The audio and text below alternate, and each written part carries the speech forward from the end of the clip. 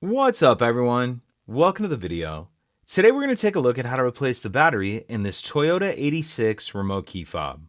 This key fob is going to work on the 2018 to 2020 Toyota 86, and it's going to use replacement battery CR2032. I'll put a link in the description box of this video to where you can find these replacement batteries if you're in need. So the first thing I'm going to do is grab my key fob and remove the emergency key that's in the bottom of it. That's done by pressing this release on the bottom of the fob that my finger's on, and the emergency key will pull out like that.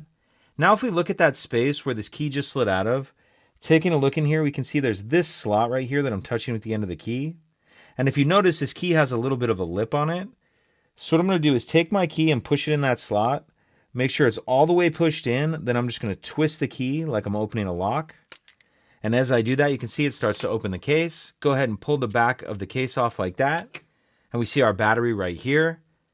For this part, I'm going to get a small screwdriver, even like something with a point on it will work. You just want to be able to fit down in this notch right here to help get under the edge of the battery and pop it out of that holder.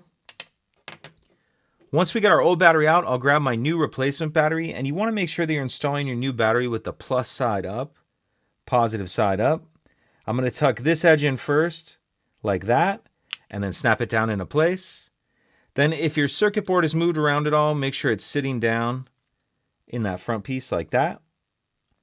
Then we can go ahead and snap the back cover on, slide our emergency key back in, and that's it.